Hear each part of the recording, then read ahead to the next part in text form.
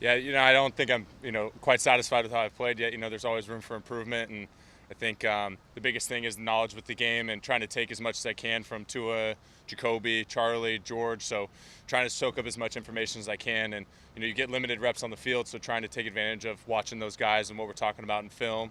So, like I said, trying to always find ways to get better, day in and day out, and a lot of it has just been trying to absorb as much football knowledge as I can. How much time have you spent with Dan, obviously an all-time great quarterback, pokes his head in meetings? How much time over the last year have you spent with him?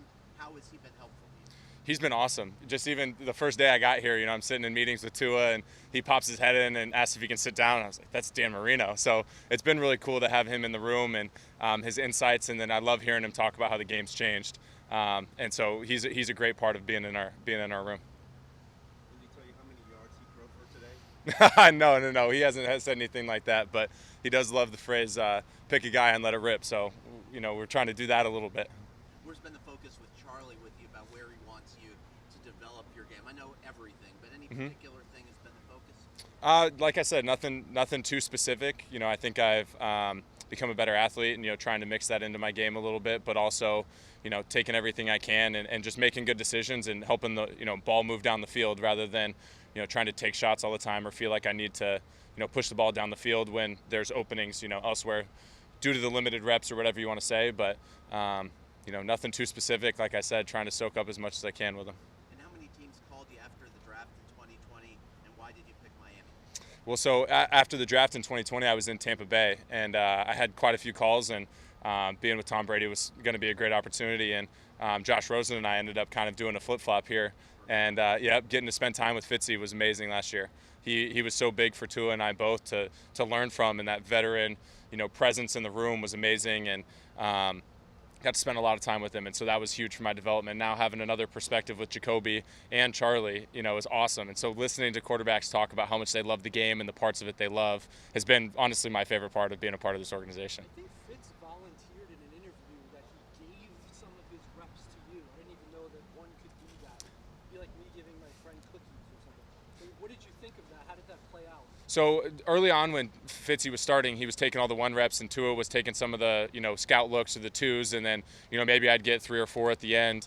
And then once Tua was announced as the starter, Fitzy would stand at the back of the scout team reps or whatever when we were doing one spot, and would give me advice as I came back. Or sometimes I'd throw a ball and I'd look at him and he'd go like one more, get through your progression, that kind of thing. And so like I said, he was so locked in still, even though he wasn't taking reps, and he was willing to coach me up when a lot of the times, I think that's a position that they're, the other guys are off talking about their own thing and not worried about it. So coming off the field and, Fitzy giving me advice was so big. And I got coaching constantly, which is exactly what I wanted. So, and I'm getting a lot of it right now, which is exactly what I could ask for.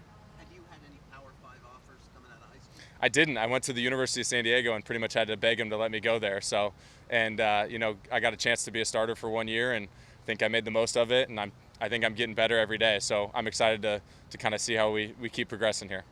With Fitz no longer around, I guess Jacoby Brissett is kind of the elder statesman out of this quarterback group. Mhm. So what's he been like from just giving you guys his experience, just tidbits and He's been awesome. Immediately when he came in, we're talking about football, and we had some changes obviously with the staff and the offense, but it's still football, and so we got to talk about some of the things that we're adding into, and now we're taking some things from old New England and also Indy, and so there's this great collaboration, and what he's able to do and bring to the room has been special. And like I said, there's just so much football knowledge out there, and he's a football junkie. So the way he talks about it and pulls up clips of Phil Rivers, and when we're talking about specific things, it's pretty cool to see his experiences and what he loves about the game.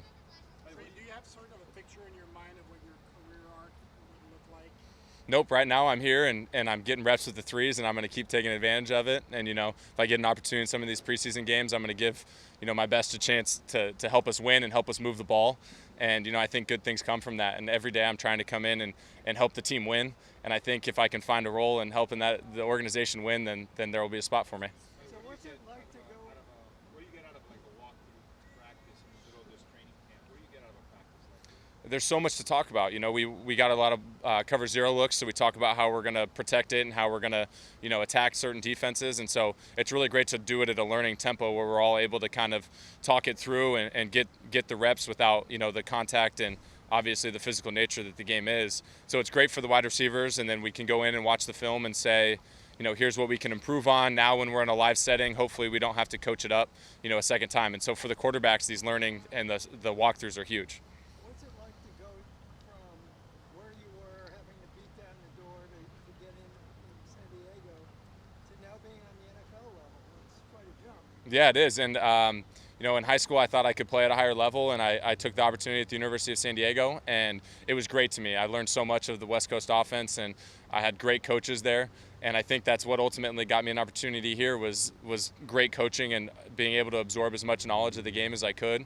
And I think that showed to coaches when I was able to talk to them in the pre-draft process. And, I'm continuing to try to get better and find ways, every day, little things, nuance in my cadence and as well as in my drop and how I'm getting to the reads and things like that to hopefully help me be a better player.